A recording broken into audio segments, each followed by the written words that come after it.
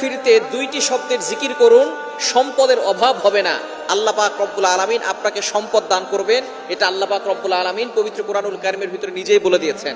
সুতরাং আমরা অনেকেই অভাবের ভিতরে আছি, অনেকেই কষ্টের ভিতরে আছি, অনেকেই দুঃখ কষ্টের ভিতরে জর্জরিত, অনেকে ঋণের বোঝা নিয়ে দুশ্চিন্তার ভিতরে আছেন, টেনশনের ভিতরে আছেন।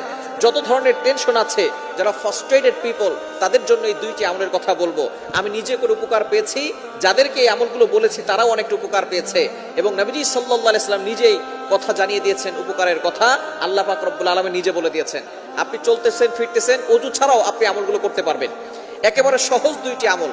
নাম্বার 1, এক নাম্বার আমল হচ্ছে ইস্তেগফার। আস্তাগফিরুল্লাহ, আস্তাগফিরুল্লাহ, আস্তাগফিরুল্লাহ। এই শব্দ কি অনেক কঠিন?